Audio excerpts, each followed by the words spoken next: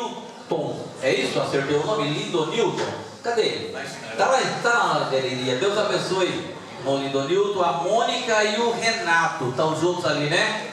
Ministério Eclésia. Senhor, o que a igreja tem a dizer para os nossos amados? Está lá na galeria. Em nome de Jesus. Deus abençoe. Também chegou aqui a Ana Cristina e o Valdivino e a Ellen. Onde estão? Está ali, ó. Deus abençoe. O que a igreja tem a dizer para os nossos amados ali? Seja bem-vindos em nome de Jesus. E os demais que aqui estão, que não veio o nome aqui para nós, mas sois bem-vindos em nome de Jesus. Vamos estar de pé, igreja. Vou pedir para o pastor Léo estar dirigindo. Ele não tem para apresentador, né, pastor? Está apresentando ele.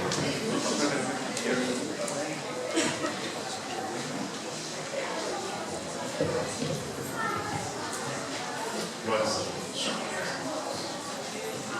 Irmãos, com muita alegria, nós também queremos receber o pastor Léo Celino, mais conhecido como pastor Léo, é nosso irmão, é nosso amigo, foi dirigente aqui desta congregação, e também com ele o evangelista Gilson. O Gilson é figurinha carimbada aqui da nossa igreja. Ele me ajudou muitos anos lá no Parque Pirapuru, e todas as vezes que nós temos algum evento, ele sempre passa a Macedônia e vem nos ajudar, né? Sai o Gilson e o pastor Léo Celino. Vamos recebê-los com bem-vindo bem caloroso? Seja bem-vindos em nome de Jesus. Amém. Deus abençoe ricamente. Pastor Léo Celino, pode trabalhar à vontade.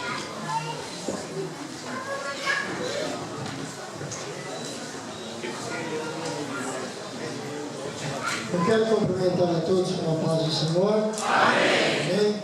É uma alegria estar aqui, tentando chegar cedo, mas encaramos um trânsito violento, mas Deus nos abençoou e aqui estamos para juntos apresentarmos a Deus o nosso culto racional de gratidão por mais um simpósio da Escola Bíblica Dominical.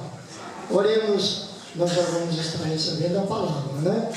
Amado Deus e bondoso Pai Celestial, neste momento, Senhor, queremos te agradecer pelo privilégio de estarmos aqui reunidos nesta casa chamada Casa de Oração. Neste momento, Senhor, após os louvores que já foram ministrados aos corações aqui nesta noite, Senhor, preparando-nos para receber também a porção da Tua palavra, em nome de Jesus, que o Senhor possa usar o Teu servo que vai ministrar a palavra, trazendo, Senhor, aquilo que nós precisamos ouvir e aprender da Tua parte, para melhor Te servirmos em nossa vida cristã, enquanto aqui peregrinamos. Isso Te pedimos e agradecemos, em nome de Jesus. Quando pode dizer amém? Amém. Glória a Deus.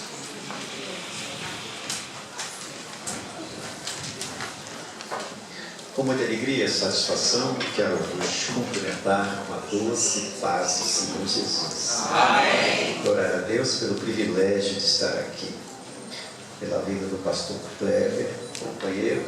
Estava falando com o pastor Kleber, eu já perdi as contas das vezes que vinha aqui. Várias vezes em escola dominical, encerramento de escola dominical, e sempre encontrando amigos, companheiros. Glória a Deus pela vida do pastor Léo, extraordinário, um homem de Deus. Gilson, que estamos sempre juntos aí nas batalhas, superintendente da escola dominical. Tem um nome bom, né? César. César, né? A César, o que é César? Os demais obreiros aqui do culto, gente boníssima do céu, temos profundo respeito e consideração. Também pelo meu amigo, pastor Clementino, chamo ele de pai. O pastor Clementino é um dos homens raros na terra. Raros. Olha, homens igual o pastor Clementino, a gente precisa estar junto dele. Só estar perto dele, igual o pastor do pé, só estar perto dele, a gente já está como se estivesse perto de Deus. Porque são homens que passam um ensinamento, uma paz de espírito, algo tremendo. Também quero parabenizá-los pelo simpósio da escola dominical. Isso é uma coisa rara. O campo de Guarulhos tem essa peculiaridade de simpósios. de escola dominical. Eu já fui em alguns esse ano, amanhã vou em outro. Não sei se amanhã é simpósio também, é lá no Palmira. É simpósio também. Né? E de maneira que eu quero parabenizá-los, as congregações, a igreja regional, os discípulos da escola dominical, os professores, superintendência. Isso é maravilhoso, a gente tem que bater palmas. Uma igreja que prioriza a escola dominical é uma igreja que cresce, uma igreja que prospera. Efésios capítulo 4, versículo 13 apenas. Não vou trabalhar com esse texto aqui. Vocês estão corajosos pegar esse texto aqui, mas é porque vocês gostam de Bíblia, né? Então, o versículo 13 apenas. 4, 13. Querendo, ou melhor, o 13. Até que todos cheguemos ao conhecimento, cheguemos à unidade da fé e ao conhecimento do Filho de Deus, a varão perfeito, à medida da estatura completa de Cristo. Amém? Podeis tomar os vossos assentos. Antes de entrar na palavra, eu sempre trago comigo uns livros, já é um costume, desde a época de seminário, eu sempre levo livros, porque eu acredito que o livro anda, o livro tem perna e anda. Às vezes eu recebo cartas das prisões, de todos os lugares que você possa imaginar. O livro chegou lá, não sei como, mas chegou. Da prisão mesmo, só que eles pedem muita coisa, eles pedem coisa que pedem Bíblia pentecostal, Bíblia de estudo, pedem cursos teológicos. Eu vou fazendo a medida que eu posso, mas se eu for atender todos, misericórdia, até porque não pode entrar qualquer coisa lá na cadeia, né? Por exemplo, Bíblias, só pode entrar aquela Bíblia capa mole, não pode entrar capa dura e tal, mas os livros andam. Eu recebi uma carta um dia desse da África, de um artigo que eu escrevia no jornal. Enfim, por isso eu levo. Fundamentos do ministério cristão. Aqui tem bases fundamentais para a vida de um obreiro e os fundamentos, princípios principais. Manual do obreiro que eu já trouxe outra vez. Tudo que o obreiro deve saber da porta até o culto. Muito bom para quem já está no ministério. E eu escrevi esse ano o tema da nossa convenção, Tempo de Coisas Maiores, baseado em João 14, 12. Aquele que crê em mim também fará as obras que eu faço, e as fará maiores do que estas. Meu Deus, aí eu escrevi 12 capítulos sobre esse assunto, fiquei empolgado. Já fizemos diversos ebons, Vila Alpina, Vila Guacuri e outros, com esse tema, Tempo de Coisas Maiores. Deus me deu 12 capítulos falando do que significa essas coisas maiores e como podemos nos envolver com ela, e como essas coisas maiores nos esperam ainda para esse ano. Tempo de Coisas Maiores. Tem alguns exemplares ali, depois você dá uma passadinha. Também tem algumas Bíblias, Bíblia de estudo do Spurgeon, Bíblia de estudo da mulher, Bíblia Slim, né? A gente traz ali da livraria. É sempre bom levar a Bíblia, sempre alguém está precisando de uma Bíblia, ou então presentear alguém. Você pode presentear alguém com uma Bíblia. Tem um livrinho aí chamado Pitadas de Sal, você pode dar de presente para o seu patrão, para o seu colega, para a sua professora, porque são mensagens rápidas, não é aquela mensagem compridona, é rápida, aquele devocional de uma mensagem curta por ano. Você pode ganhar uma alma para Jesus com isso aí. Eu ganhei uma alma para Jesus em Milão com o livro Com Cristo sono più che vincitore. Quer dizer, está no italiano aí, com Cristo sou mais que vencedor. Traduzi o texto, e é uma mensagem que Deus me deu no púlpito, e o Espírito Santo falou: escreve essa mensagem. Eu escrevi a mensagem, coloquei uma mensagem daquela em cada casa do Guacuri, em cada lar, casa por casa, rua por rua, mas foram muitos.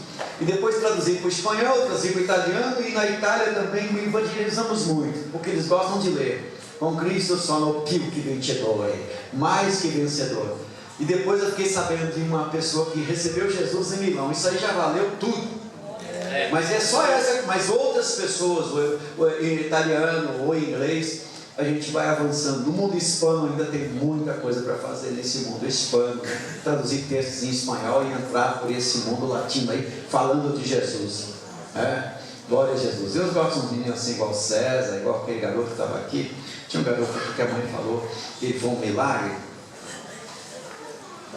É esse aqui, ó. Como é que é o nome dele? É o Davi, igual Davi, entende? E outros aí, né? Jesus quer essas pessoas para usá-los. E você? Glória a Deus. Meus irmãos, eu quero louvar a Deus pelo tema O tema é bom, maturidade. O que é maturidade espiritual? E eu vou trabalhar com a visão aqui de maturidade e crescimento, usando o próprio texto, porque nada melhor que a Bíblia. A regra de hermenêutica mais impressionante é que a Bíblia interpreta a própria Bíblia. Toda pergunta bíblica tem uma resposta bíblica. E se você não achar na Bíblia, sai fora. Nem ouça essa pessoa. Porque a Bíblia é o livro da vida, é o livro da sabedoria, é o livro da revelação, é o livro da instrução. É o livro que nos levanta, que nos dirige, que nos sustenta, que nos capacita, que abre porta e que dá direção para a vida. Sem a Bíblia não somos nada, mas com a Bíblia somos tudo, porque é a luz, lâmpada para os meus pés e luz para o meu caminho é a tua palavra, Senhor. Glória a Jesus.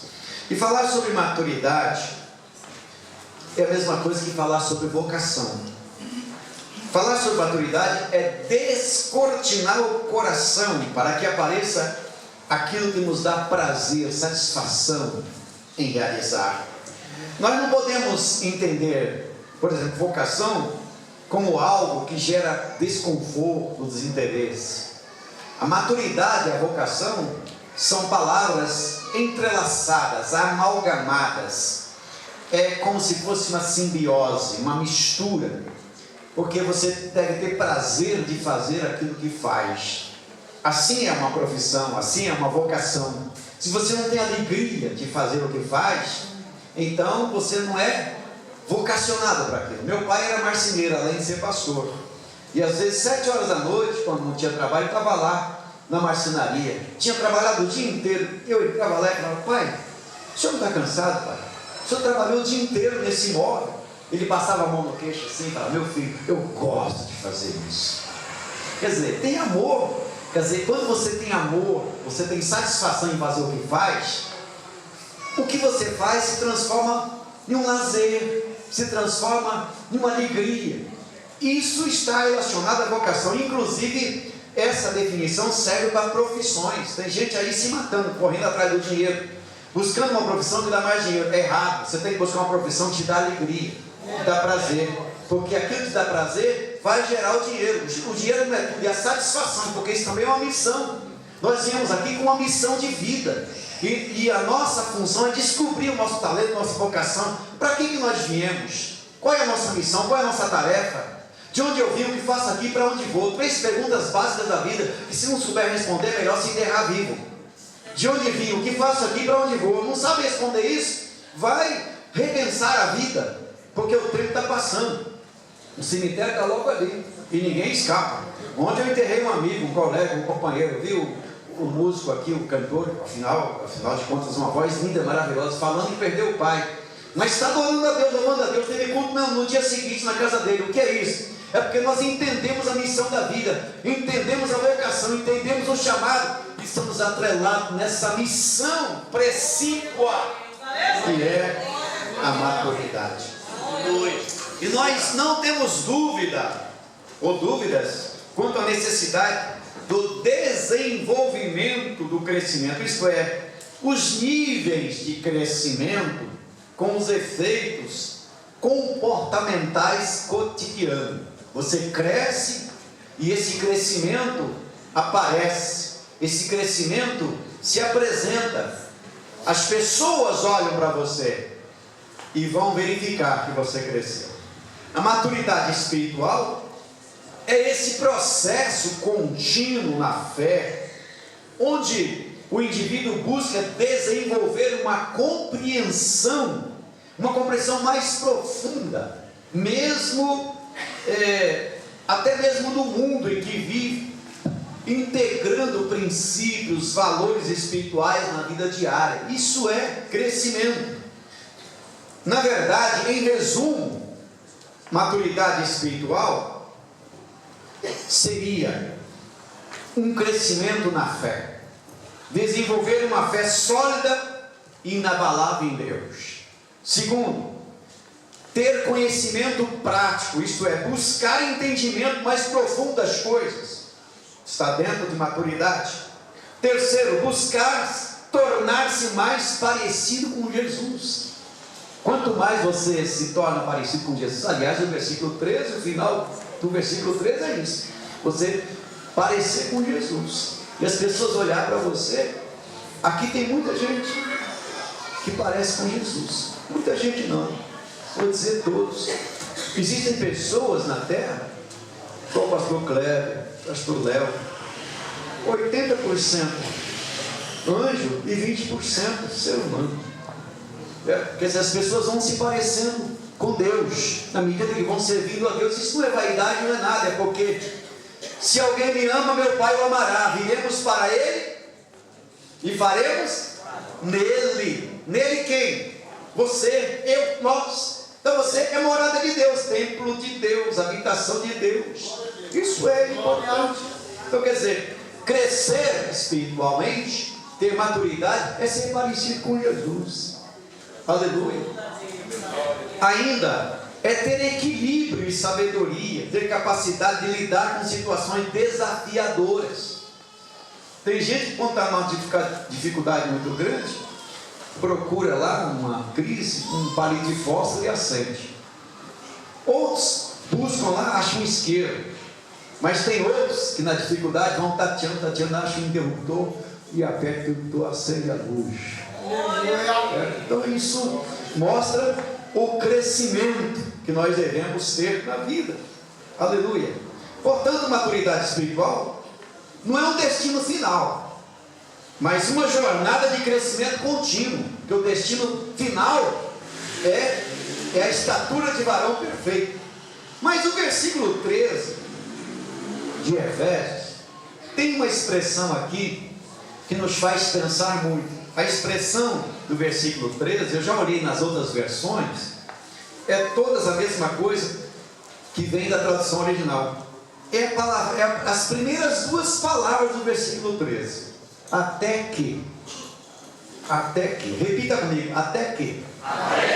Esse até que é o resumo, é a síntese, é a súmula da súmula de tudo que Paulo está dizendo no capítulo 4, versículo 1 até o versículo 13.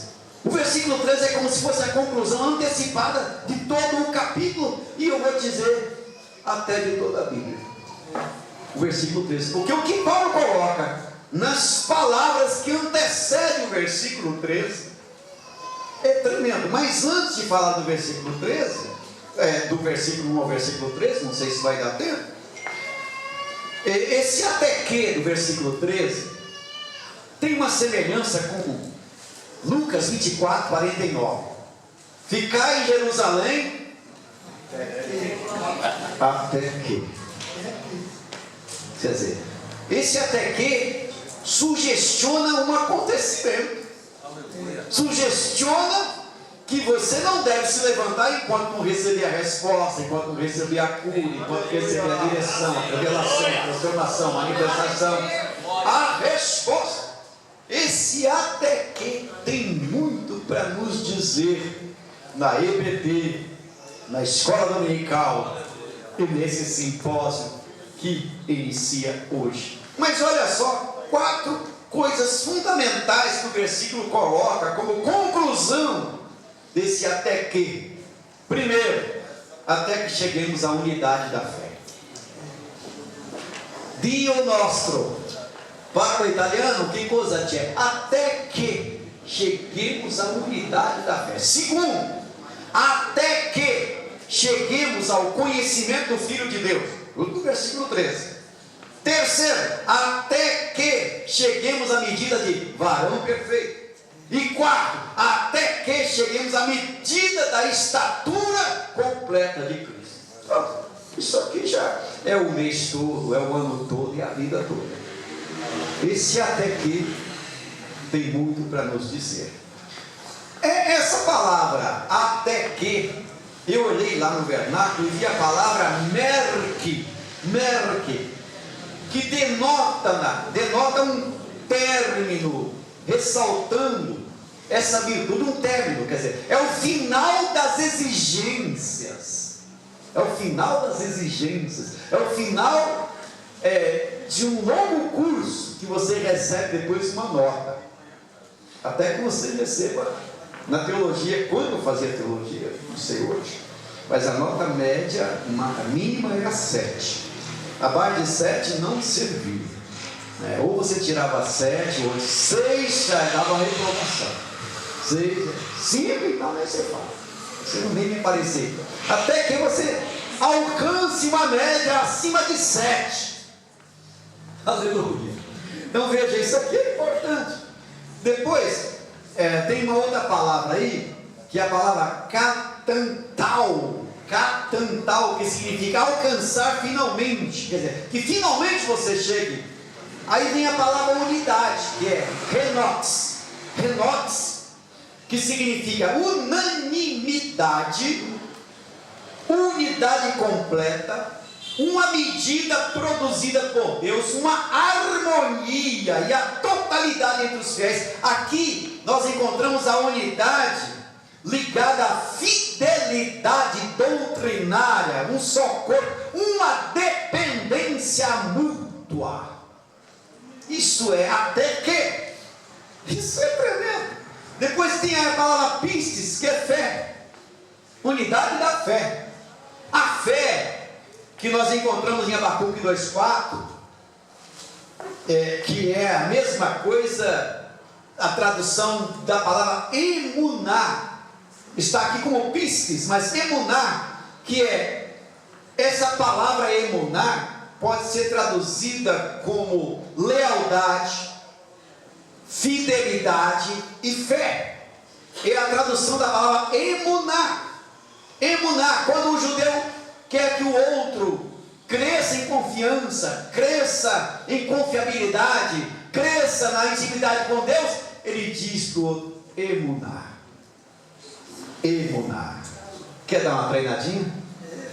Diga, emuná. Vamos lá? Emuná. Mais uma vez. Emuná. Tenha confiança, tenha lealdade, tenha sensibilidade.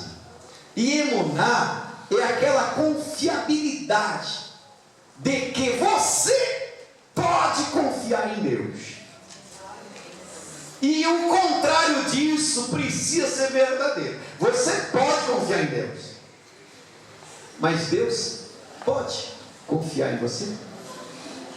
Deus pode confiar em você. Eu posso confiar nele, ele não me decepciona, mas ele pode confiar em mim. Existe algum homem na Bíblia que Deus confiou? Sim ou não? Sim. O primeiro deles, vamos imaginar aqui, Jó, mas também temos Abraão. Deus apostou em Jó. Eu estava lendo Jó hoje. O diabo chegou todo cheio de prosa, e Deus fez a maior elogio de Jó. Então veja bem, essas questões todas estão ligadas a esse princípio. Depois, nós temos a palavra que eu já disse aí, conhecimento do Filho de Deus. Eu encontrei uma palavra aí, que inclusive está em Colossenses, traduzida como inteligência espiritual, lá em Colossenses, mas a palavra que é epignosis. Epignosis, que é o conhecimento verdadeiro, o conhecimento do discernimento pleno, conhecimento adquirido por meio de relacionamento, seria a experiência experimental, seria aquela experiência que você tem com Cristo, inigualável, aquela experiência que jamais vai afastar você de Cristo, porque você conhece Cristo, não de ouvir falar, não de alguém dizer que Ele está lá na cruz, mas um Cristo que se revelou a você, um Cristo que se manifestou a você, o encontro que você teve com Ele, a transformação, a glória de Deus na sua vida. Então aquela experiência fundamental que você tem, que dizer, epignosis, é o ato de você conhecer a Cristo. Conhecer a Cristo. Por isso você está aqui. Você trabalha o dia inteiro, e à noite vem para o simpósio, e amanhã também, e depois da manhã também, e no domingo você está aqui. Por causa de que você faz isso por prazer. Pai, por que o senhor está até 7 horas na marcenaria? Meu filho, eu gosto de fazer isso. Eu tenho prazer de fazer isso. Você tem prazer de adorar, de servir, de se abrir diante de Deus, de se derramar diante da sua presença. Epignosis, o conhecimento experimental. Não é o conhecimento intelectual, filosófico, e nem teológico, nem teleológico, mas é o conhecimento experimental de você orar e ouvir Deus. O conhecimento que Pedro teve quando estava orando lá no terraço. O céu se abriu. Aleluia.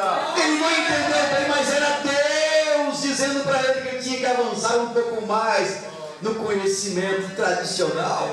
O mesmo céu que se abriu para Cornélio em Atos capítulo 10. Que é isso? Conhecimento experimental. Aquele conhecimento tão maravilhoso, tão extraordinário. Pedro estava na cadeia preso, a igreja orando por ele. E Atos capítulo 12, a porta se abre, o anjo vai lá, Pedro, se arruma aí e vão embora.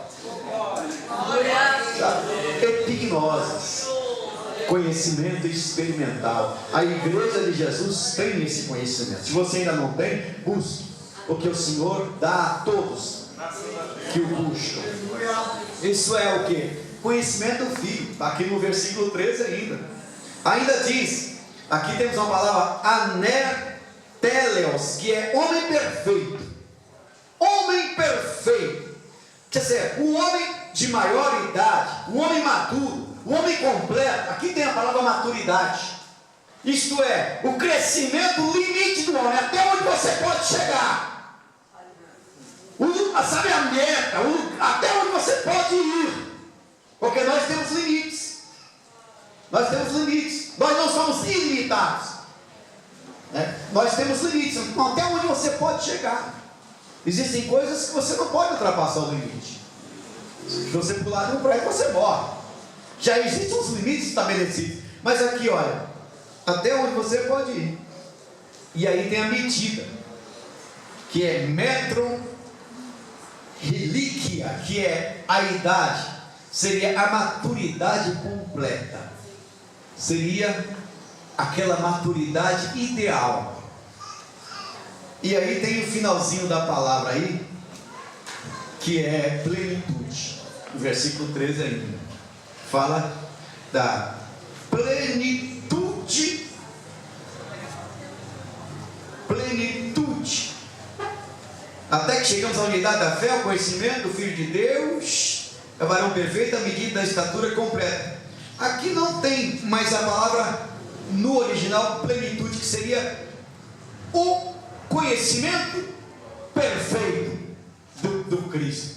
Então veja bem, esse texto fala da medida perfeita, fala da medida da idade perfeita, da medida do crescimento perfeito e a medida da maturidade perfeita. Então veja, essas são as implicações só do versículo 13. Isso aqui é só um esboço do versículo 13. Então, quando nós olhamos para esse texto tão extraordinário, nós vemos exatamente essa expressão, até que. Mas esse até que, nós temos que ir lá no versículo 1. Esse até que começa com as indicações do versículo 1. E as indicações do versículo 1 é um clamor. Nós temos um clamor. Olha o que diz o versículo 1 aí. Rogo-vos, pois eu, o preso do Senhor. Esse rogo-vos aqui é um clamor. Isso é um grito. Nesta aula, neste simpósio, o Espírito de Deus grita na alma de cada um de nós. Eu grito, eu imploro. A expressão grega aqui é parakaleo. E no original a ideia é rogar, é suplicar. A mesma raiz de exortar. Mas aqui é um grito. É o grito não do Ipiranga. É o grito não do vendedor de gás. É o grito não do político, mas é o grito de Deus. E esse grito pode ser até silencioso, mas ele deixa a sua voz das recâmaras da sua alma. Eu rogo, eu imploro, eu suplico. Irmão, essa palavra também traz à tona o pensamento do despertador pela manhã. Quando você dorme aquele sono do justo e que coloca o relógio para despertar às 6, quem acorda às 6 aqui? Deve ser mais cedo. Quem acorda às 5? Pouca gente, hein? Quem acorda às 7? Ah, melhorando. Quem acorda às 8? Quem acorda às 9? Meu Deus, vocês dormem o dia inteiro? 4 horas da manhã? Ó.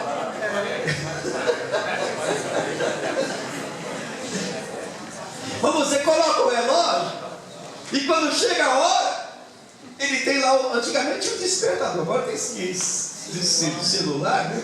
Mas eu gostava do despertador do relógio, sabe? Aquela coisa bonita. Depois do... Aí você... Levanta a mão, está na hora de levantar.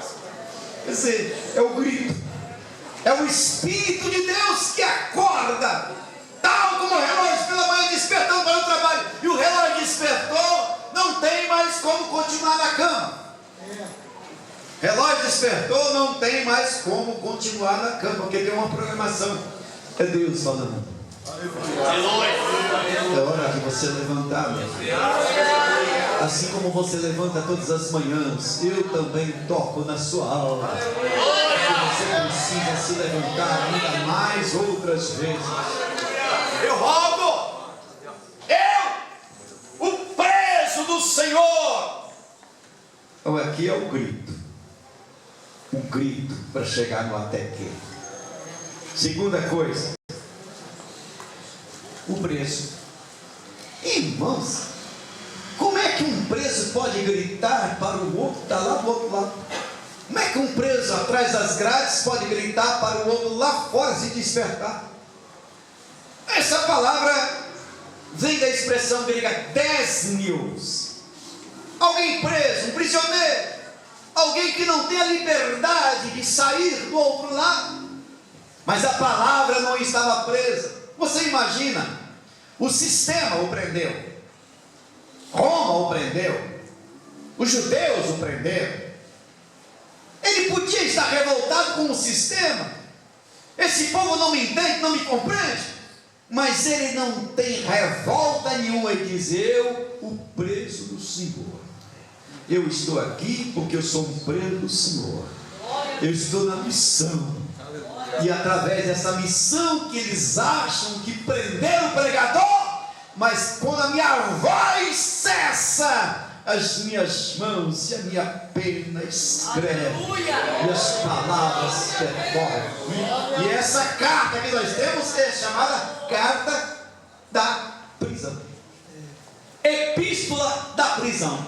Se voltássemos nos tempos e perguntássemos a Paulo, se pudéssemos pegar uma máquina do tempo e viajar por tempo de Paulo, e encontrar Paulo, conversar com Paulo e perguntar: Paulo, qual foi a obra maior que você fez? Jamais iria falar que foram os seus textos. Talvez ele falasse quando ele foi apedrejado em Listra, colocado para fora da cidade como morto. Até depois ele fala em 2 Coríntios capítulo 12: houve um homem há 14 anos, e no corpo, no 6, no espírito, foi ao paraíso, viu palavras inefáveis que ao homem não é lícito dizer, e por causa da excelência da revelação foi colocado um mensageiro de Satanás a me esbofetear, e eu orei para que Deus afastasse de mim. O Senhor falou: a minha graça te basta. Ele está falando de um momento, segundo alguns teólogos, pensadores que têm um fundamento, quando ele foi apedrejado em Listra, provavelmente ele morreu, porque todos o tinham como morto. E quando os discípulos chegaram, ele se levantou como se nada tivesse acontecido, entrou na cidade e continuou. Quando ele foi ao paraíso, eu vi palavras inefáveis que ao homem não é lícito dizer.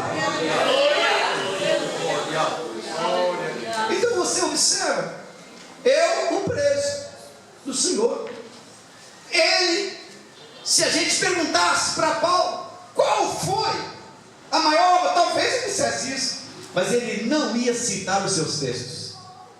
Os textos de Paulo percorrem os tempos, percorrem os séculos, percorrem as épocas, E nós estamos aqui estudando a respeito de um texto dele. Rogo-vos, pois eu, o preso do Senhor. Aqui, irmãos, tem muito para pensar, porque às vezes nós estamos em um lugar que pensamos, o pastor está me provando. Como pode me colocar num lugar desse? Não tem ninguém. Num departamento desse que eu não vejo ninguém. Numa missão dessa, mas fique lá, porque foi Deus que te colocou. É Deus que vai te fazer prosperar, é Deus que vai te fazer avançar. Rogo-vos, pois eu, o preso. O que é isso? Isso é crescimento, isso é maturidade, isso é entendimento. Glória a Deus, glória a Jesus. Paulo deixa aqui nas entrelinhas que onde você estiver, você tem que produzir para Deus. Onde você, na empresa, em um lugar de dificuldade, na roça. Bom, roça hoje é coisa de elite, é coisa chique. Quem está na roça está muito bem. Feliz é aquele que tem um pedaço de terra para plantar feijão, plantar milho, plantar batata, porque daqui a uns dias vai ser difícil comprar as coisas no mercado. Então, se você puder comprar um pedaço de terra, compre. Isso é coisa de tiozinho, viu? Mas pense ali os jovens nisso, né? Pense em voltar para a terra. Mas olha só, onde quer que você estiver, certo? Você precisa produzir para Deus. Você está produzindo onde Deus te plantou? O que é que está nascendo por onde você passa? Quando você olha para trás, o que você vê? Que tipo de fruto você percebe que nasceu por onde você passou? Aleluia.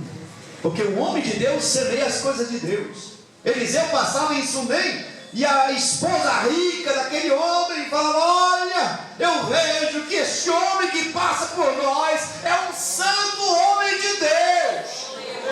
Não significa que todo mundo batia palco para Eliseu, não, mas sempre tem alguém que Deus coloca no seu caminho para adorar e exaltar a Deus por causa daquilo que você faz. Aleluia, glória a Deus.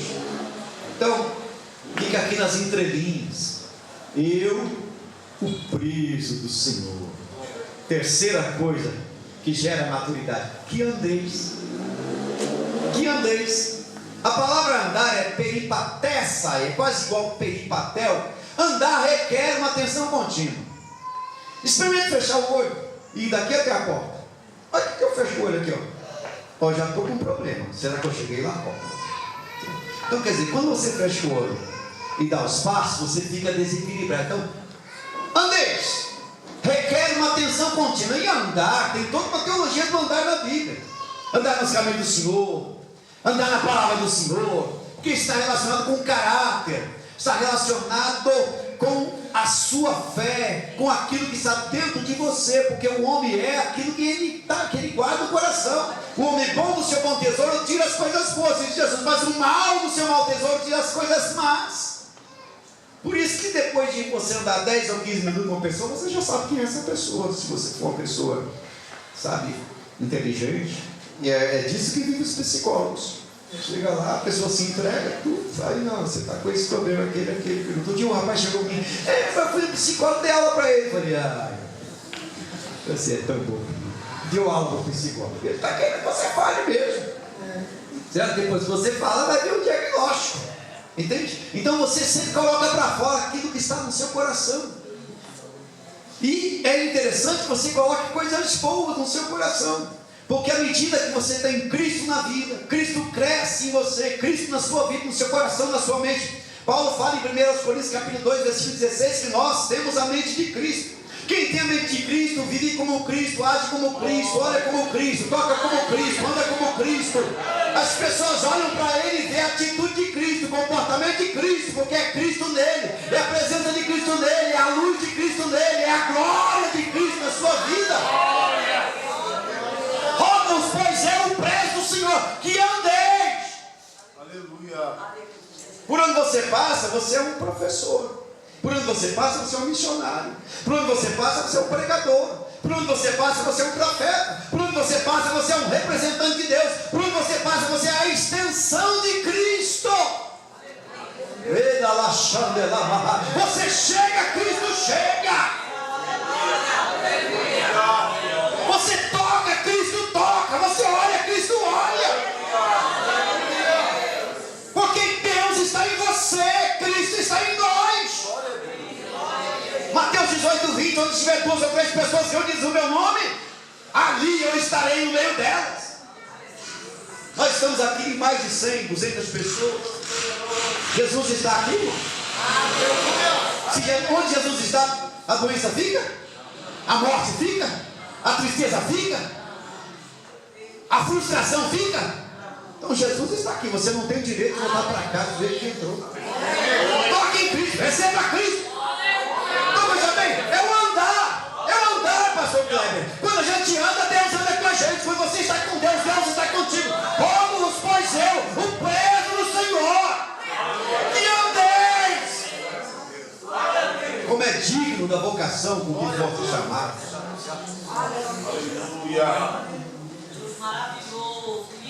Aqui tem a palavra chamado, vocação, vem da expressão de kalel, kletos ou klesis. Kalel é o verbo, chamar, convocar. Nós temos algumas chamadas importantes. A primeira chamada é para todos. Mateus, Jesus disse: vinde a mim, todos. É a chamada geral. Cai por terra esse negócio de hipergraça, cai por terra esse negócio de calvinismo. Esse está marcado para ser salvo, esse marcado para ser condenado.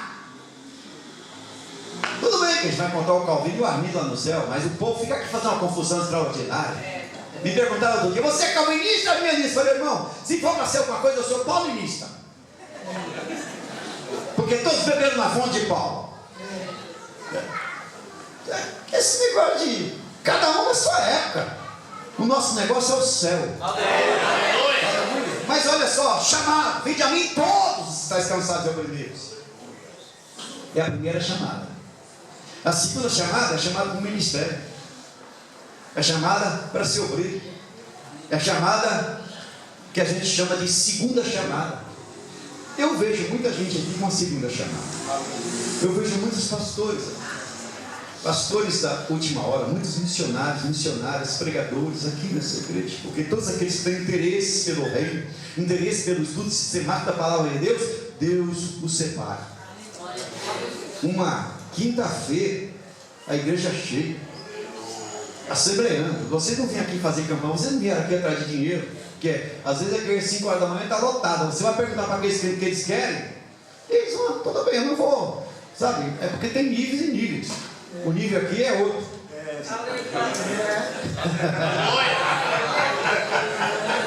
O nível aqui é outro.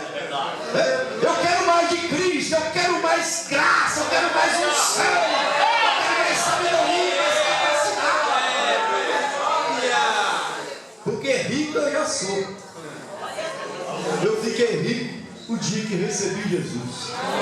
Rico da graça, da capacidade, do tom, da vocação, da sabedoria, do discernimento. Esses dias eu estava com uma situação. Estava com a loja lá, precisava de vender a loja. Porque minha filha vai embora para a Itália e não dá para cuidar de igreja de loja. Um montão de coisa. Se bem que podia colocar alguém. Eu falei: se eu quero, eu vender a loja. Aí fui orar. Fui orar porque eu creio na resposta de Deus. Eu creio que Deus responde toda oração que você fizer com fé. Deus responde. Qualquer oração que você fizer com fé, eu duvido das minhas dúvidas se Deus não responde. Você pode falar assim comigo: eu duvido das minhas dúvidas? Fale de novo. Pronto, você ficou doido. Isso é uma loucura boa. É uma loucura boa.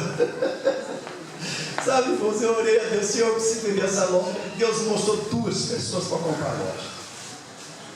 2. E não foi sonho não, foi visão, revelação. Eu falei: meu Deus, não posso escolher. Daí 1 semana, 2 semanas, o jornalista Record me procurou: eu compro a sua loja. Depois apareceu outro. Falei: então eu tenho que saber para quem eu vendo. 2 semanas eu já vendi a loja. 2 semanas. Revelação de Deus. Agora, eu sou melhor que você? Niente, como se fala italiano, niente. Deus responde a todos. Veja bem, entenda uma coisa: você tem um chamado de Deus, Você tem uma vocação do céu na sua alma, no seu coração, no seu entendimento. Você tem o céu dentro de você. Você tem um chamado de Deus. Você tem um Kalel, o Cletós de Deus na sua vida. Você tem uma vocação, você tem um chamado. Você tem riqueza, porque você tem resposta de Deus. Então veja bem: rogo-vos, pois eu, preso do Senhor, que andeis como é digno da vocação com quem for chamado. Você, veja bem, vocação, você foi chamado. Você não é qualquer um. Você não é qualquer um. Porque a igreja, você estuda igreja vem da palavra eclésia. Veja que o clésio, o Kalel está lá no meio. O grego é assim, às vezes a palavra está lá no meio, a raiz, aí tem as palavras que vêm antes, depois, e ali no meio está a raiz da palavra. Você pode construir as palavras. O hebraico também tem isso, quem estuda hebraico sabe disso. O latim também tem isso, as línguas primitivas. Então veja bem, você tem a palavra eclésica, chamados para fora. A igreja é uma comunidade de chamados. E veja bem, você pertence ao reino, você pertence ao céu, você pertence a uma outra dinastia, você pertence a um outro reinado. Você não precisa ficar preocupado com essas coisas que estão acontecendo aí. Trump, Bolsonaro, mais tic-tic, não sei o quê. Essas coisas, não tem que se preocupar com esse negócio, não. Eu estou preocupado com a revelação do céu, que eu quero falar com o reino. Enquanto eu estou aqui, Deus cuida de mim. Enquanto você está aqui, Deus cuida de você, porque você tem um chamado. Você está crescendo para o céu, porque tem dois crescimentos. Aleluia. Tem um crescimento para o inferno e um crescimento para o céu. Estou falando de um crescimento para lá. Tem gente que cresce no satanismo, cresce na macumbaria, cresce na incredulidade. É o crescimento contrário. Pode falar decresce, mas a pessoa também está crescendo. Estou falando do crescimento para o céu, na luz de Deus, vocação de Deus. Tem gente que cresce na ciência e decresce na revelação. Quanto mais estuda, mais incrédulo fica. Eu tive professor que não acreditava nem neles mesmo mais, e eram teólogos. Tinha um professor que tinha 3 doutorados. Um dia eu perguntei para ele: o que você tem a me dizer a respeito do arrebatamento da igreja? Ele deu uma gargalhada que até eu estou ouvindo aqui no meu ouvido. Você ainda está nessa? Eu falei: o sangue de Jesus tem poder, seu capeta. Se você não crê na revelação de Deus, não crê. Então veja bem, o chamado de Deus, ele te leva para a maturidade, para o crescimento. Aleluia. O que é maturidade? Maturidade é isso. Maturidade é mergulhar no rio de Deus.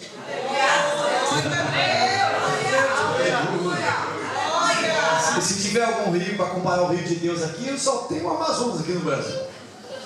O Amazonas. Tem o Solimões do Amazonas, tem o Encontro das Águas, e ainda descobri que tem um tal de um rio 5.000 metros, 10.000 metros abaixo do Amazonas, um outro rio do tamanho do Amazonas, que deságua também no Oceano Atlântico, é cheio de mistério.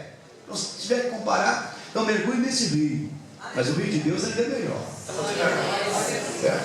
Chamado. Agora, a partir do versículo 2, nós temos aqui algumas coisas que eu chamo de níveis de maturidade. A partir do versículo 2.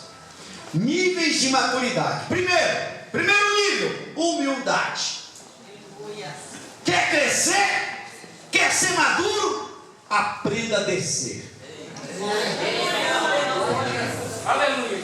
Aprenda a descer. Eu dizia sempre, eu estava lá no Ferreira ontem, lá em Francisco Morato, na IPO deles, lá do Ministério Ferreira, pastor Levi, que é outro ministério que é da missão.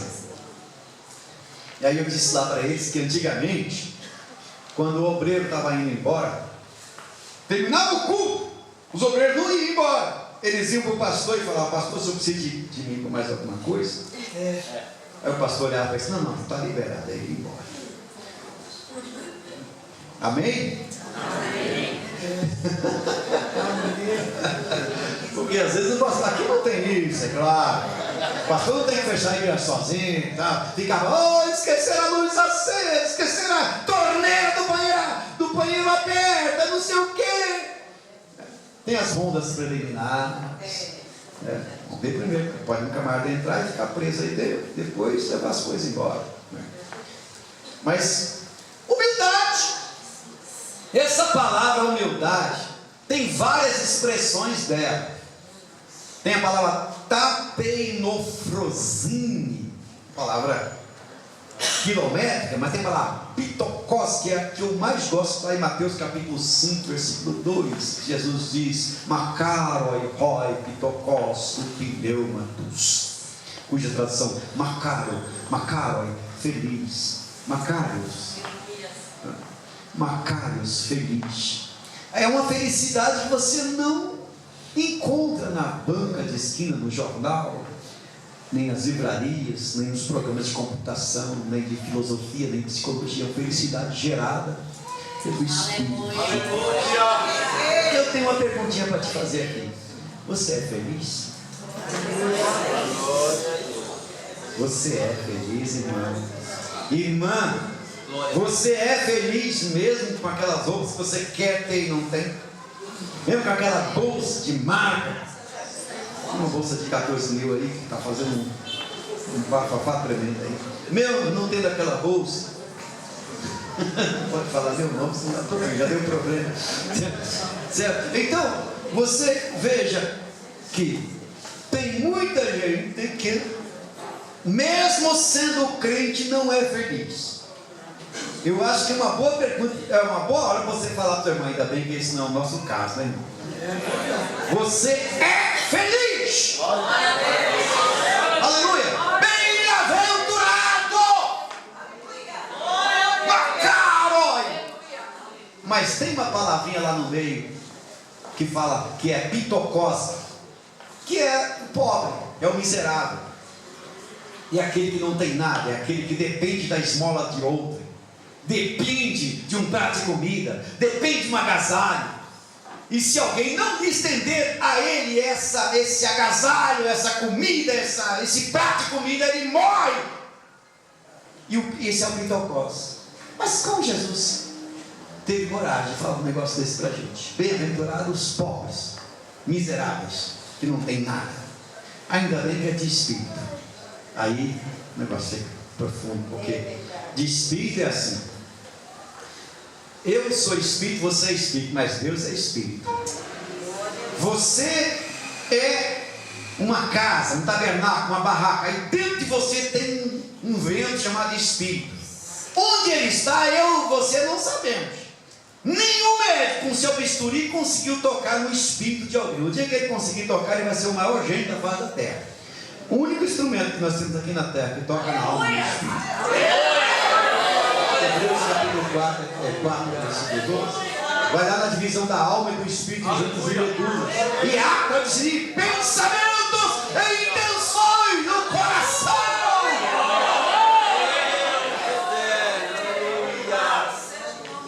Aleluia. Então veja, eu sou espírito, você, só que eu sou uma centelha, um sopro, um micros, e Deus é um macros. Então, em relação a Deus, eu sou tão dependente assim como um mendigo é dependente de uma esmola, de um prato de comida, e se ele não estender a mão, eu morro. Assim sou eu em relação a Deus. Bem-aventurados pobres de espírito. Eu sou pobre de espírito, me alegro em ser pobre de espírito, porque eu sou dependente de Deus. Em tudo. E quanto mais eu dependo de Deus, mais eu cresço. Quanto mais eu dependo de Deus, mais eu subo a escada. Quanto mais eu dependo de Deus, mais eu compreendo o que é maturidade.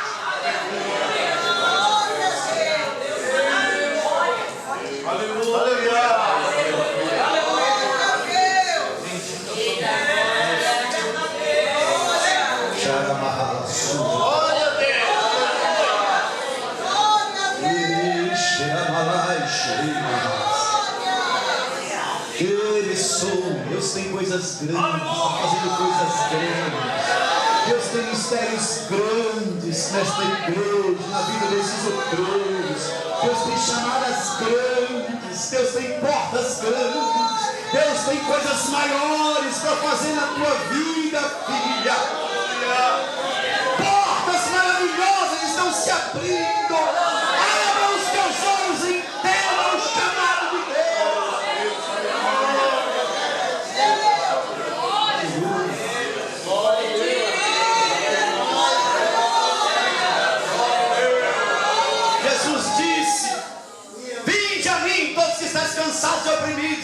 aliviarei. Tomai sobre vós o meu jugo e aprendei de mim, que eu sou manso e humilde de coração. Glória a Deus. Jesus se coloca nessa condição de humilde. É o primeiro nível da maturidade. E essa especificidade de Jesus é tão tremenda. Nós vamos ver isso de novo aqui no texto, do versículo 8 e 9, que fala da descida de Cristo. Descida de Cristo, Efésios 4, 8 e 9. Ele sendo Deus, ele subiu, mas também desceu. Mas quem é esse Deus que desceu? É aquele que o céu e a terra queriam fugir da sua presença e não encontrava lugar. É aquele que o salmista diz: para onde fugirei da tua face? Se eu for lá no abismo, tu estás. Se eu for na escuridão é luz para ti, porque nada se esconde da sua presença. Moisés queria ver Deus, não pôde ver Deus, porque o Senhor disse: quem olha para mim não vive mais, você vai viver pelas costas. E Moisés viu Deus pelas costas, depois era um povo que não podia mais olhar para Moisés, porque ele só viu Deus pelas costas. Mas agora esse Deus que chamou a existência, o inexistente, como um grande cozinheiro que pegou nada e temperou com tudo, com a sua palavra haja. À medida que ele falava haja, as coisas iam acontecendo e aparecendo com o poder da sua palavra. E depois chegou a hora de fazer o homem, fez essa coisa maravilhosa, essa mulher maravilhosa, esse homem maravilhoso com o toque das suas mãos, deixou a impressão digital em cada um deles. Depois soprou o sopro do Espírito. Deus fez isso. Ele é Deus, ele pode fazer tudo. Por isso que ele pode criar um coração novo, um fígado novo, um rim novo. Deus pode fazer tudo novo em você, porque ele é o autor de todas as coisas.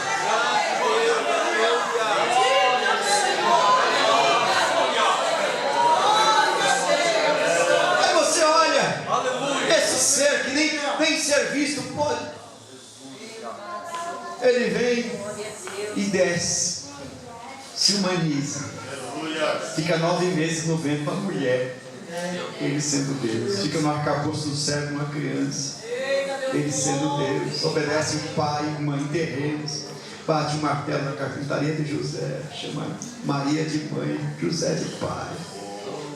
Ele sendo Deus, ele desce, anda pelas ruas, conversa com as crianças, depois cresce, anda no meio das pessoas, entra nas casas, abraça. Entrou na casa de Zaqueu em Jericó, um cobrador de imposto que os judeus rejeitavam, dormiu lá, diz: hoje mesmo me convém pousar em sua casa, tocar umas pessoas. Deus conosco, Emanuel, ele desce no seu trono, se humaniza. Que é isso? É humildade. Tem gente que não é nada. Precisa de batedores, precisa de um montão de coisa. Tá chegando aí não sei quem. E aí ia ser essa gente da igreja. Sangue e fogo.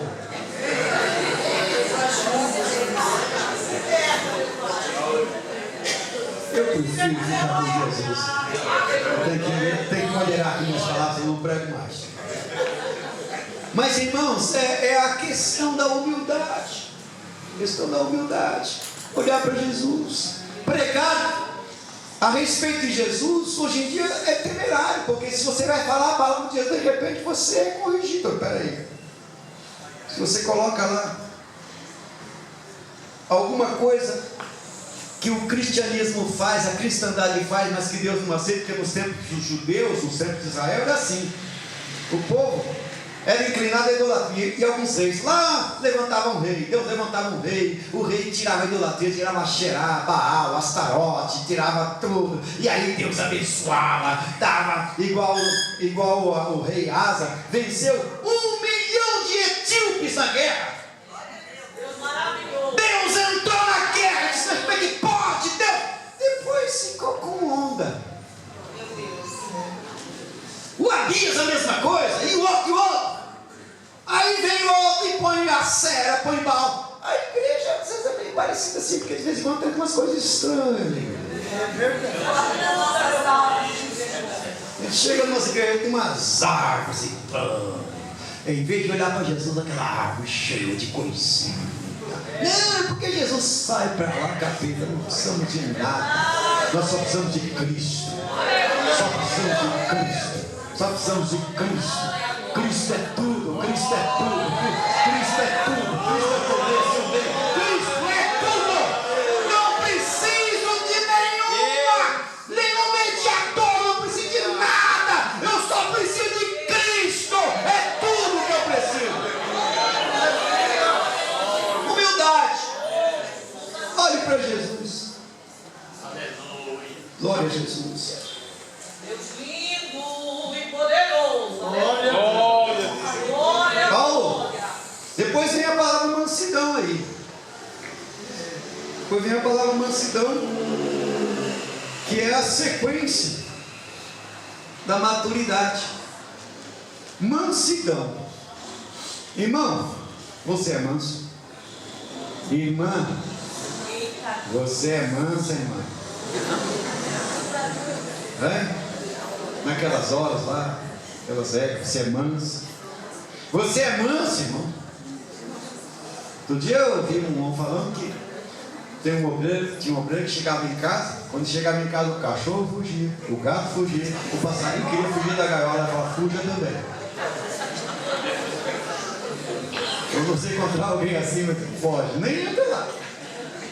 Porque normalmente o cachorro é tão carinhoso, né? O gatinho, o passarinho até olha, e aí o cachorro quer fugir.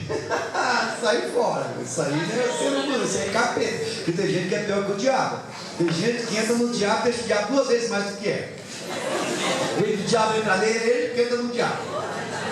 Tem gente assim. E às vezes não tem crente. Ele é tudo, carente, crente, querente, menos salvo em Jesus Cristo. Então veja bem, mansidão é uma palavra de quem está no degrau da maturidade, de quem está crescendo. Você não nasce manso. A mansidão é uma obra do Espírito, é uma obra do fruto do Espírito na sua vida.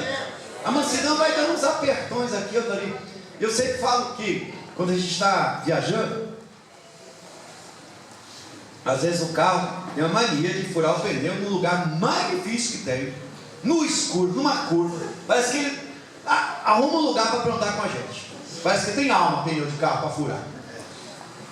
Aí você vai lá trocar o pneu do carro, e tira aquilo, tal, e põe, tira lá os parafusos, e põe o step. Hoje em dia o step é desse filhinho assim, eu não sei quem teve essa ideia, misericórdia. É um pneu de bicicleta, né? O step dos carros novos agora. Como é que pode fazer uma coisa dessa? Né?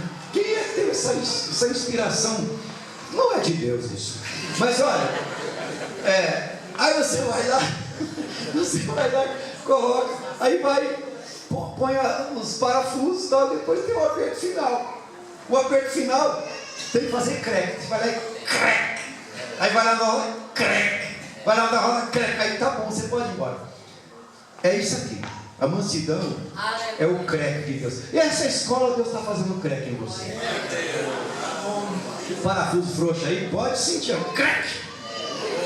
Diga comigo, crack. Mais uma vez. É isso aí que Deus está fazendo isso. Apertando os parafusos frouxos. Você derrama o óleo e está tudo certo. Ele derrama o óleo e está tudo certo. Mas a mansidão é algo desenvolvido pelo Espírito. É o Espírito de Deus que faz uma soma. Eu conhecia tanta gente brava. Você também deve ter conhecido gente assim. Aí o Espírito Santo foi lá, apertou os parafusos, fez um montão de crack nele, jogou óleo. Mas então, ovelho, tá bom, ovelho, mas tá mansinho, uma coisa mais. Mas se o Espírito sair dali, meu, a ferrugem volta. O pastor mudou de uma casa para outra, e ele foi ver os cômodos da casa, olha aqui, olha ali. Aí tinha uma porta no fundo, tinha um parafuso, um trinco. Ele puxou o trinco, não veio. Se pendurou um trinco, o trinco não veio. Teve uma marreta, bateu no trinco, o trinco não desceu.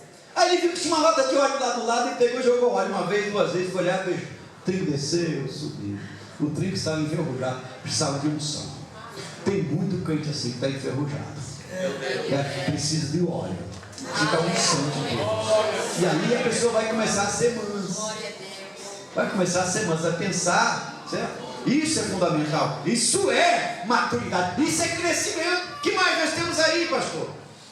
O que mais nós temos aí? Longanimidade. Até para falar é complicado. Diga comigo. Longanimidade. De novo. Longanimidade. Rápido você não consegue falar. Fala rápido, longanimidade. Fala. Você não consegue. Você não consegue. Dá um nó na língua. Dá um trava na língua. Então essa palavra precisa de uma reflexão.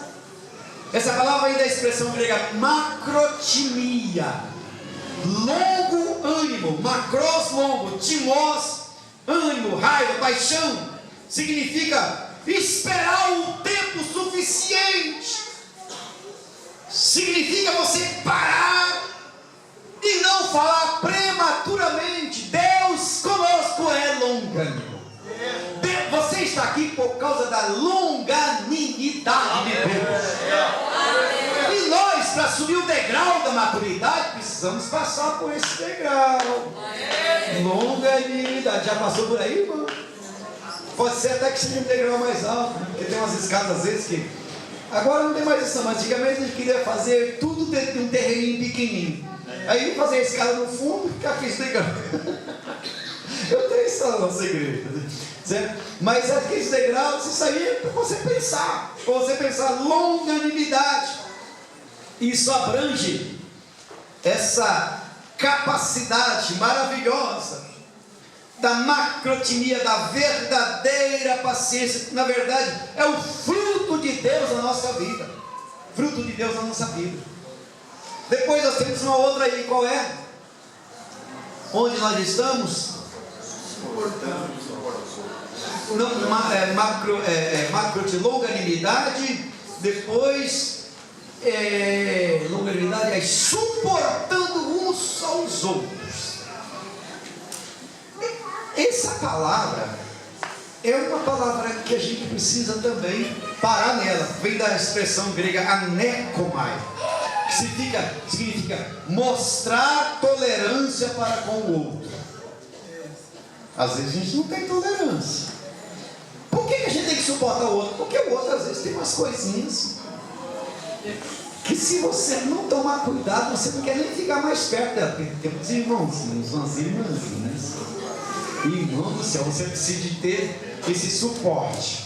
Precisa ter. Porque são coisas que precisam ser suportadas. Então veja bem, mostrar tolerância. E nem todos têm essa capacidade de mostrar tolerância para com o outro. Até onde vai a sua tolerância? Claro que tem um limite. Todos nós, sabe a expressão que a gente usa aqui no Brasil, pavio curto? Pavio curto. Quem já encontrou pavio curto por aí? O que mais tem? Aliás, São Paulo é o lugar das pessoas, principalmente o pessoal do trânsito. Às vezes você tem uma menina pequenininha desse tamanho assim, mas atrás do volante, eu não sei o que tem nela. Ou nele. Quanto menor, mais, sabe? As pessoas atrás do volante parece que tem uma coisa. Um dia eu estava indo para a igreja, aí o camarada me deu uma fechada de propósito. Me fechou de propósito. Depois que ele me fechou, ele viu que ele fez isso, fez por querer. Parou do meu lado, estava indo para a escola do ligar, baixou o vidro do carro, olhou para mim e falou: e aí, achou ruim? Irmão, misericórdia. Que se fosse outra época, mas graças a Deus, tem uma coisa que eu quero falar com vocês aqui. Toda vez que você desce as águas, ou melhor, toda vez, você só desceu uma vez. Mas quando você desceu as águas, você recebeu um atestado de óbito. Quem tem esse atestado de óbito aí? O que significa isso? Você morreu. Fala para o seu irmão, você morreu. Você morreu. Aí, quem está na cruz tem algum direito, pastor Léo? Pastor Cleber, tem algum direito? Eu vou entrar na justiça contra ele, contra ela. Eu vou. Você morreu. Quem defende a sua causa é Cristo. Saulo estava perseguindo os cristãos, e lá na estrada de Damasco, capítulo 9, ele teve um encontro com o Senhor da igreja. E a voz veio do céu: Saulo, Saulo, por que me persegues? É Cristo que defende a sua causa. Aleluia. Suportando-os. A igreja é assim, porque a igreja é uma família. Sabe, tem gente de todo jeito na igreja, e a gente tem que suportar. Isso é crescer, isso é subir os degraus. Que mais temos aí? Procurando guardar o vínculo da paz. Meu Deus, a palavra vínculo vem da expressão grega sindesmo, que é aquilo que mantém as coisas juntas. Eu fui procurar lá a tradução melhor dessa palavra. Sabe o que eu encontrei? Que o vínculo é como um cinto que segura a roupa. Sabe aquela roupa que é tudo segurado no cinto? Tipo um cinturão, uma roupa aqui, tipo, aí o cinto aqui segurava tudo. A roupa de cima, a roupa de baixo, segurava tudo. É o vínculo. Se você não tiver o vínculo, você fica desnudo. Meu Deus, vínculo da paz é o cinturão que segura a sua roupa, para não mostrar as vergonhas. Vínculo da paz, sindesmo. Isso é profundo, porque tem muita gente que já perdeu esse cinturão faz tempo. Qualquer coisa é guerra. O que é isso no sentido de ele se expõe a sua ira, a sua raiva, expõe sua amargura, porque tem muita gente por aí que não é nenhum de vocês, que tem um porão na vida, o porão da alma, é um quartinho fechado, que ele põe lá a mágoa, a inveja, o descontentamento, a ira, tudo é coisa ruim, ele vai colocando lá dentro. É o quartinho, é o porão. E quando alguma coisa não dá certo, aquele quarto se abre, aqueles demônios se manifestam nele, porque está no quarto dele, está no quarto. Aí você, mas espera aí, como é que essa pessoa é desse jeito? É porque o quarto está aberto, então ele confunde as coisas, ele faz a transferência. Enquanto Jesus não entrar nesse quarto, limpar esse quarto, queimar esse quarto, colocar fogo nesse quarto, não vai dar certo nada na vida. Eu já contei aqui que quando a gente morava na roça, a gente fazia as derrubadas, deixava o mato secar, fazia o acero, que é para o fogo não passar por propriedade do vizinho. O acero para a garotada aí é como se fosse uma estradinha. Você tirava todo o mato, aí o fogo não passava. Hoje tem outros métodos. O fogo não pegava na propriedade do vizinho. A gente esperava o mato secar, e depois o papai colocava fogo, porque a gente ia plantar milho, feijão, e a gente naquela época podia fazer as derrubadas. Quando o papai colocava fogo naquele mato, mas saía cada bicho lá de dentro. Saía escorpião, saía cobra, saía barata, saía aranha. O fogo ia queimando, os bichos iam saindo. É isso aí que aconteceu na vida de muita gente. Deixa o fogo de Deus queimar aí que os bichos saem. Deus entra com o fogo dele nesse quarto que só tem ira, tem inveja, tem ódio, tem mágoa. Deixa o Espírito de Deus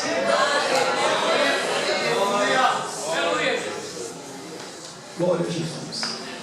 É o vínculo. Eu já estou indo para o encerramento, porque isso aqui não acaba nunca. Aí o verso 4, 5: um só corpo, um só Espírito. Irmão do céu, aqui fala da igreja.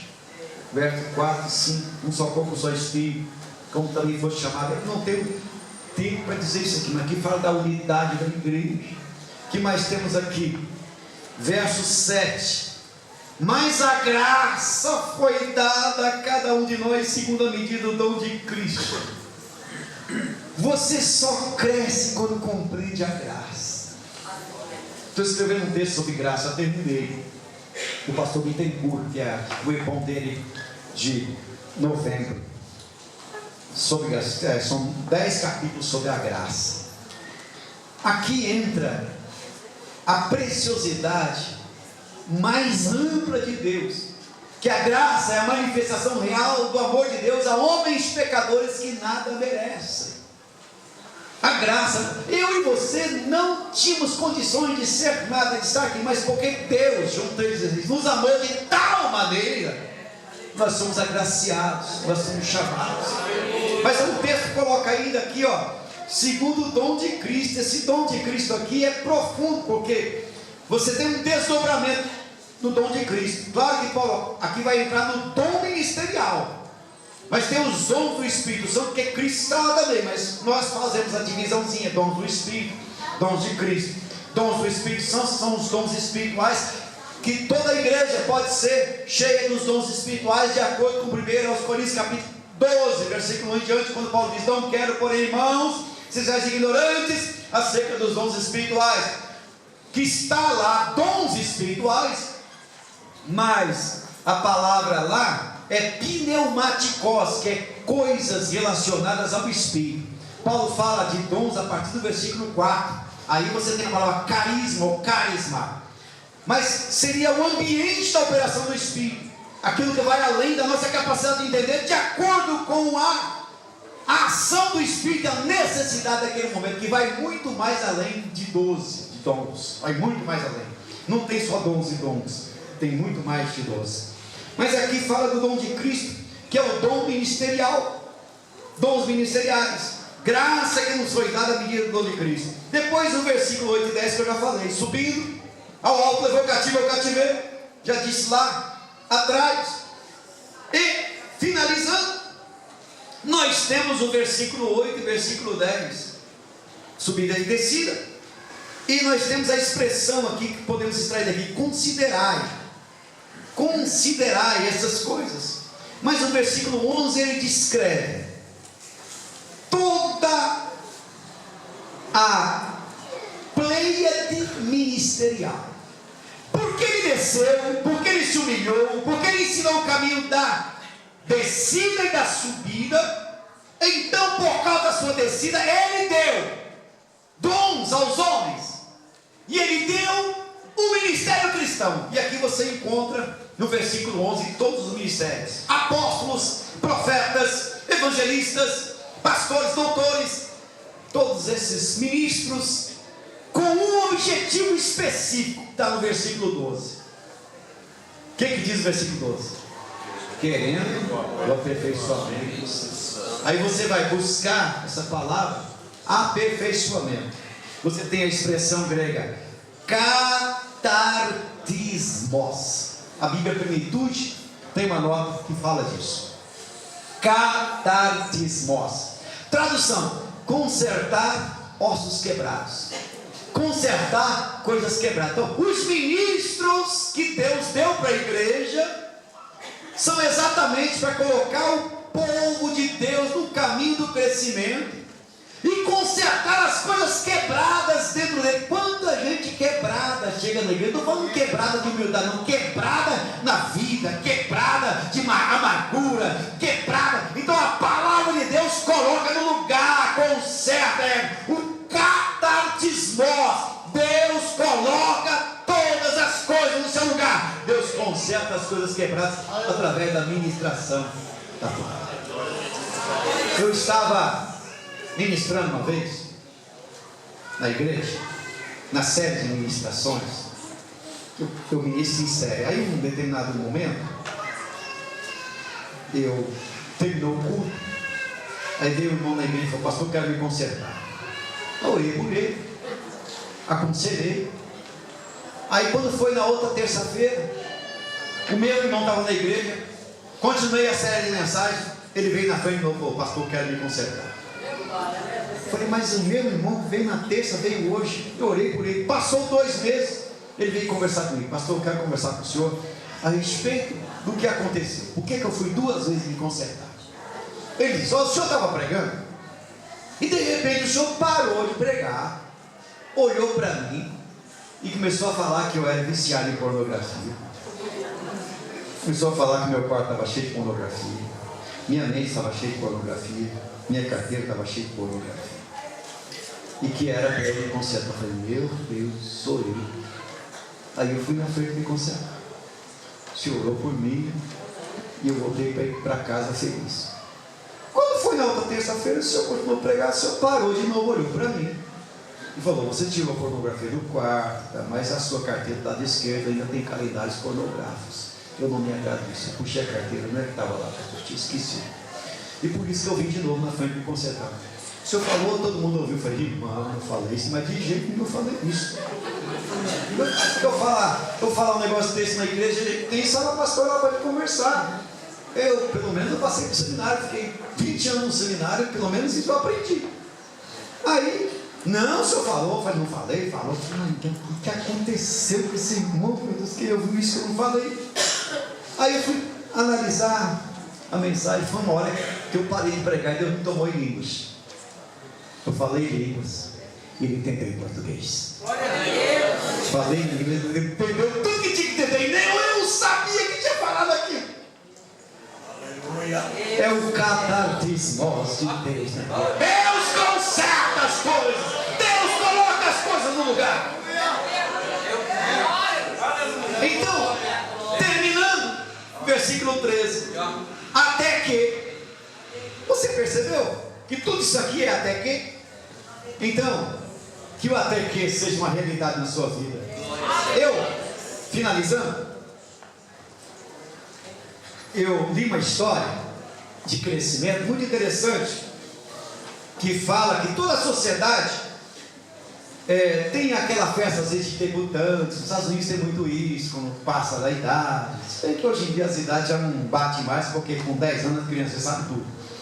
Mas ainda tem aquela tradição, levar a filha, de 15 anos, aquela coisa toda. Mas tem umas sociedades que esse negócio ainda é muito interessante. E tem os índios Cherokees, que eles têm uma tradição muito interessante da juventude. Quando o garoto está para virar homem, o pai pega o filho e leva para a floresta durante a tarde. E o pai venda-lhe os olhos e o deixa sozinho na floresta.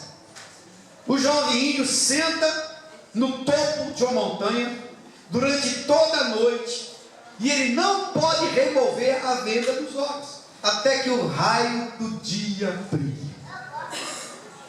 É um rito que todos têm que fazer. Ele não pode gritar por socorro e ele fica ali amedrontado. Ele pode ouvir toda espécie de barulho, animais selvagens, cobras, insetos, vento, mas ele não pode tirar a venda dos olhos. Ele precisa ser homem para ficar com aquela venda nos olhos a noite inteira.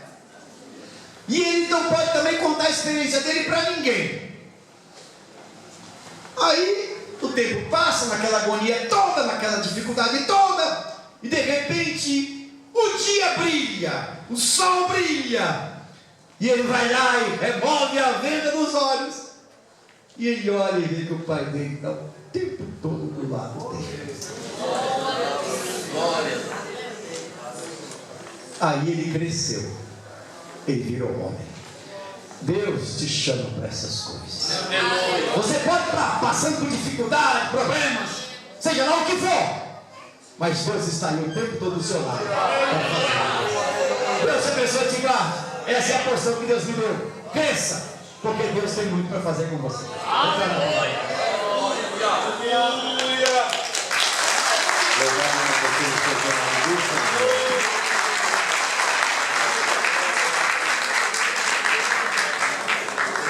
Glórias a Deus, glórias a Deus. Eu vou pedir para você não levantar do seu lugar.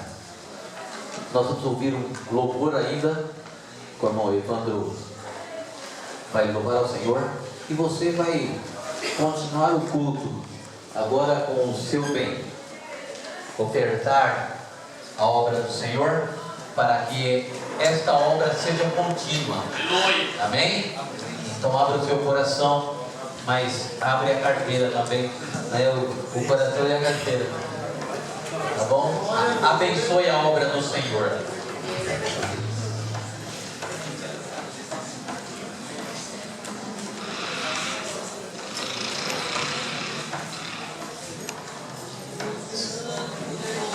Vamos continuar adorando o Senhor Jesus, amém? Sou jovem, mas eu amo o hino antigo.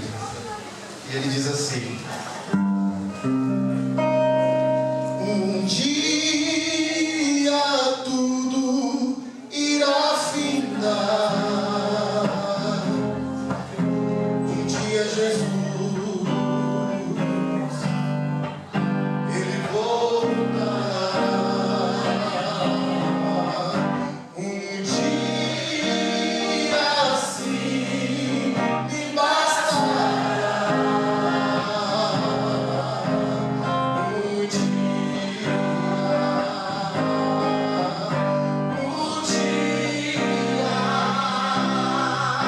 Um dia eu vou subir ao céu, deixar esse torrão ao léu. Não quero saber de ficar. Um dia eu vou de asas não precisarei, foguetes outros com voador. Apenas eu atenderei ao vídeo do Senhor. E a força que atrai a mim é forte, não vacilarei. Ouvindo eu Jesus chamar, responderei. Estou, Senhor, a te louvar, louvando então eu partirei ao doce eterno lar, a casa do meu rei. E a força que atrai a mim é forte, não vacilarei. Ouvindo eu Jesus chamar, responderei. Estou, Senhor, a te louvar, louvando então eu partirei ao doce eterno lar, a casa do meu rei.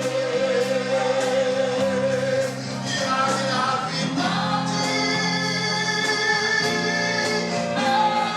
eu vencerei,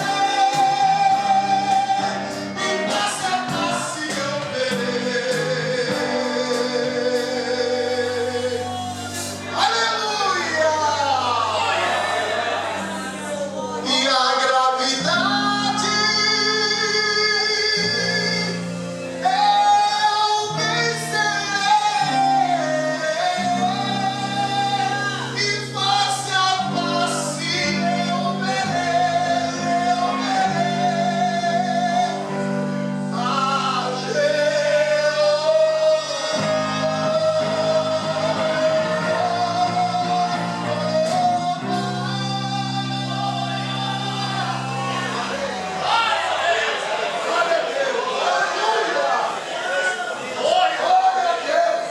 Glórias a Deus, glórias a Deus.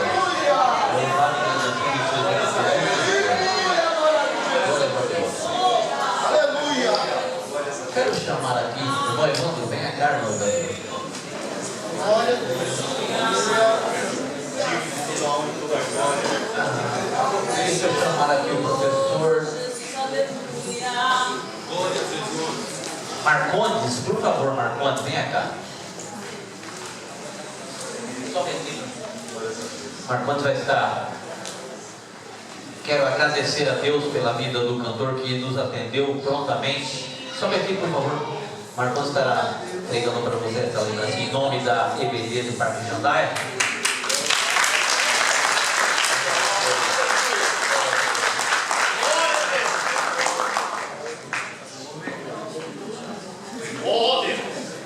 Glórias a Deus. Agora nosso co-pastor Jânio, por favor, também é nosso conselheiro da Escola Bíblica Dominical, estará entregando ao pastor Elias Cross.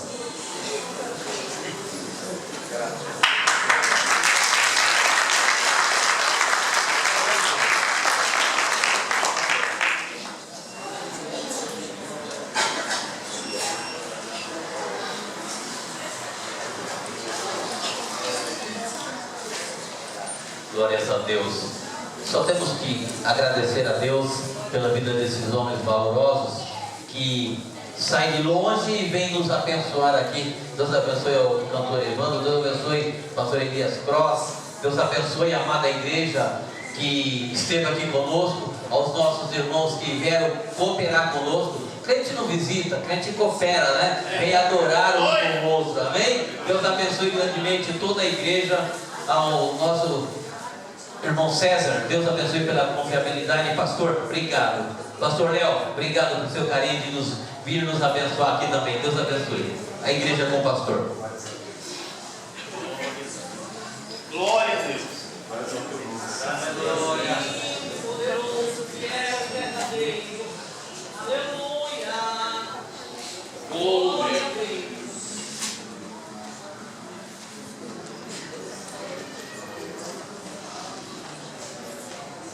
Deus maravilhoso, fiel. Aleluia. Glória a Deus. Irmãos, hoje iniciou o nosso simpósio. Amém? Amém. Amanhã nós teremos mais uma reunião, mais um culto, e o início está marcando às 19 horas. O pastor Léo me optou em vir pela Juscelino, mas hoje estava ruim. É o pastor Léo. E o pastor Elias Cross, ele veio pelo WhatsApp aí, e veio pelo WhatsApp, não, veio pelo Rodorel, perdão. E rodou um pouquinho, mas chegou primeiro que nós. E ele veio de longe. De Diadema para cá é longe, né? Então, irmãos, amanhã nós estaremos aqui também com o início às 19 horas. E você não pode perder a bênção da manhã. Amém? Então, há uma informação que a cantina está funcionando. E você podendo abençoar a cantina, você pode estar passando lá. Há algumas coisas importantes. E todos vocês sairão daqui para os seus lares já com a barriga cheia. Gostou dessa latinha? Vamos ficar de pernas? Quero agradecer ao pastor Elias Cross, também o nosso irmão pastor, a pastora Ardene, a esposa do pastor Elias Cross. Deus abençoe ricamente, e a todos que cooperaram na noite de hoje aqui conosco. Deus abençoe de forma especial.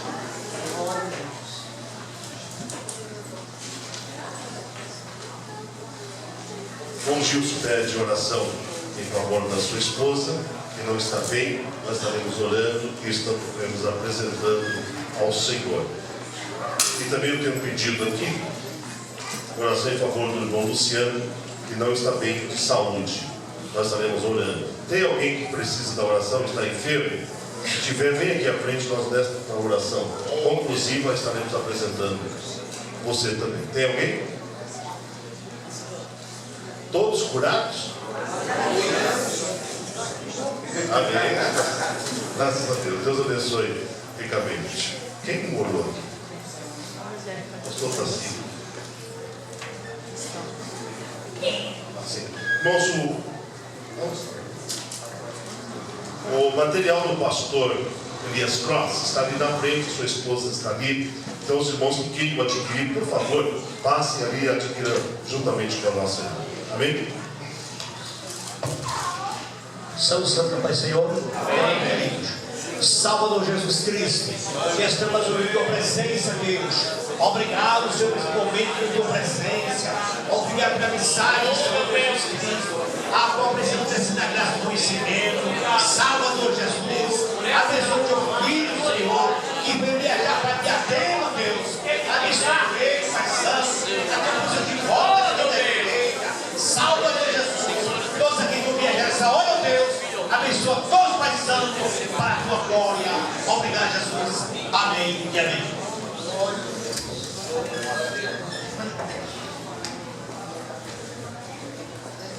Se Deus é por nós, Quem será? o Senhor é meu pastor. Nada me faltará. De Deus, a graça de Jesus Cristo, as doces consolações do Espírito Santo, seja com todo o povo de Deus, e todos digam Amém. Deus abençoe. abençoe a todos os irmãos.